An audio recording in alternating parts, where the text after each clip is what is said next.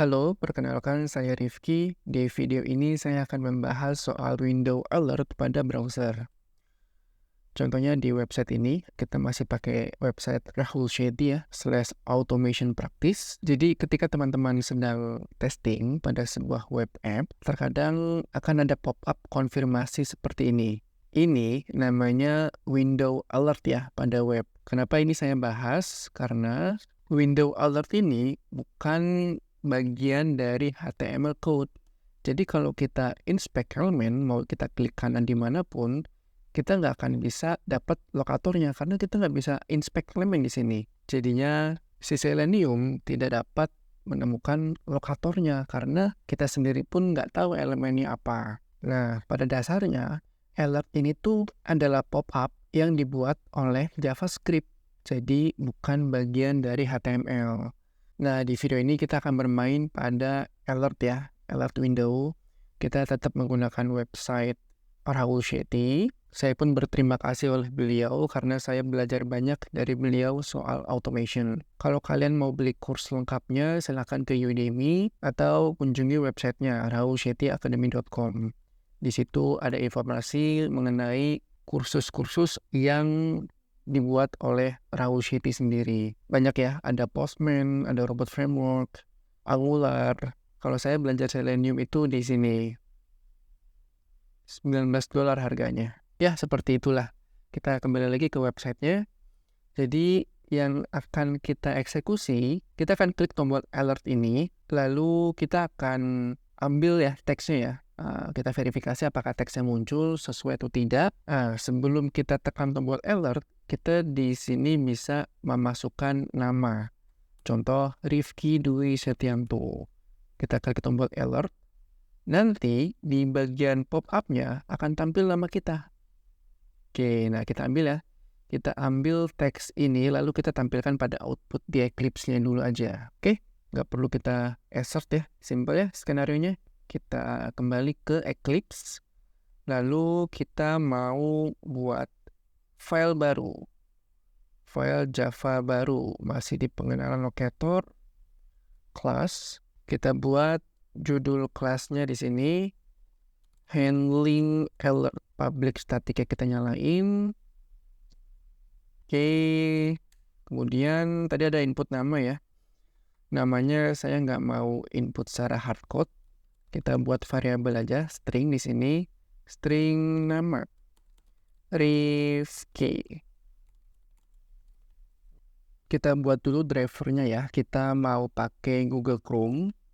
Di sini berarti Chrome driver driver sama dengan new Chrome driver. Sip, kita arahkan kursornya import. Nah, berhasil diimport, lalu kita bisa menggunakan variabel drivernya ini. Driver.get. Kita mau mengarahkan link dari websitenya. Kita copy aja, masukin. Kemudian setelah ini seharusnya Chrome sudah bisa mengakses websitenya. Tinggal kita cari elemennya. Biasa ya, klik kanan, inspect elemen. Di sini kita bisa dapat ID-nya. Jadi langsung aja menggunakan ID alert button, driver, dot find element by ID dot click. Nah, oh ya sebelum diklik kita harus input itu dulu ya, input namanya. Di sini enter your name, dapat ID juga. Nah, di ID kita bisa menuliskan sintaks menggunakan CSS ya. Kalau CSS tinggal kasih pagar, lalu ID-nya. By CSS selector, kita pakai CSS pagar name dot send key. Di sini kita masukkan nama. Nah, berhasil. Nanti dia akan menekan tombol alert lalu tampil si pop-up alertnya. Cus. Nah, di sini kalau kita inspect pun kita nggak bisa dapat. Tuh, nggak ada, elemennya hilang. Jadi ada suatu mekanisme pada Eclipse supaya bisa mengakses alert tersebut. Caranya gimana? Caranya kita menggunakan method switch driver dot switch tuh. Nah, ini dia, switch target locator. Di sini fungsinya agar Selenium bisa berinteraksi pada frame atau pada jendela browsernya. Nah, setelah switch, kita mau switch kemana nih? Driver, switch to, dot lagi, kita punya beberapa metode di sini banyak ya. Ada alert, nah nanti kita pakai ini, ada frame, ada notify, dan banyak lagi ya. Jadi yang kita perlukan adalah alert. Karena kita ingin mengakses alertnya. Sampai di sini, si driver akan pindah dari web element ke posisi alertnya. Dengan begitu, Selenium dapat fokus mencari adakah alert yang tampil pada jendela browser. Jika ada, maka fokus Selenium itu hanya mengeksekusi alertnya aja. Jadi dia nggak akan kemana-mana, nggak akan nyari-nyari di web elemennya lagi. Gitu, selama kita masih berada pada metode alert ini. Lanjut, karena kita mau cek teksnya, maka kita tambahkan metode di belakang alert ini .get text. Nah, jadi secara otomatis Selenium akan fokus ke alert dan mengambil teksnya pada alert gitu. Ini kita tampilkan ya pada Eclipse ya, sysout. Masukin deh ke dalam sini. Oke, jadi deh setelah kita dapetin teksnya, kita mau pencet tombol OK. Driver, sama ya, switch lagi ya, switch to. Jadi setiap line kita harus mendeklarasikan kalau kita akan switch gitu. Alert. Nah, untuk kita bisa mengklik OK, kita bisa menggunakan metode accept. Oke, sampai di sini selesai. Coba kita run Eclipse-nya.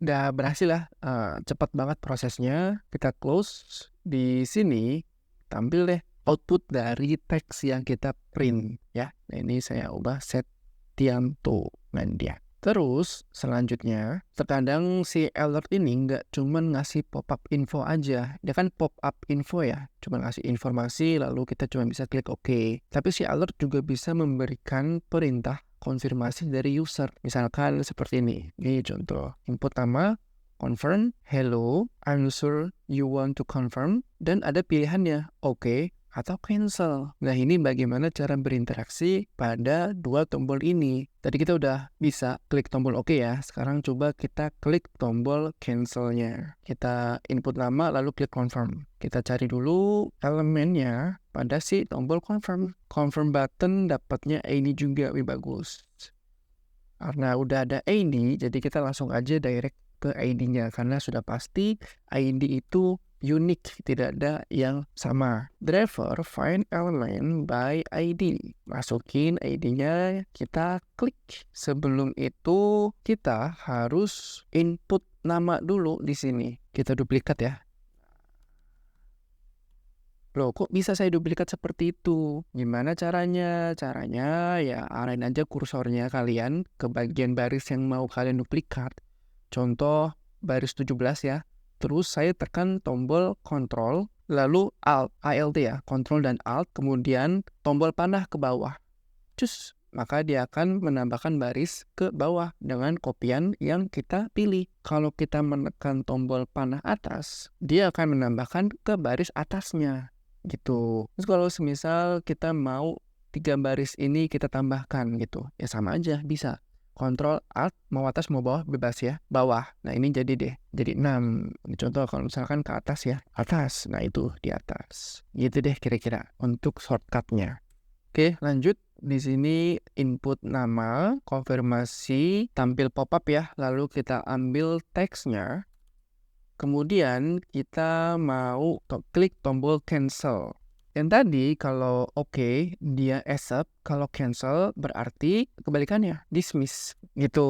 Jadi intinya si metode accept digunakan untuk tombol pada alert yang bermakna positif, seperti yes, iya, oke, terima, atau lain sebagainya. Kemudian untuk dismiss itu digunakan pada tombol yang bermakna negatif, seperti cancel, tidak, tolak, deny, no, dan lain sebagainya. Gitu ya, simpel aja ya. Oke, kita Ctrl S di save. Coba kita jalankan lagi.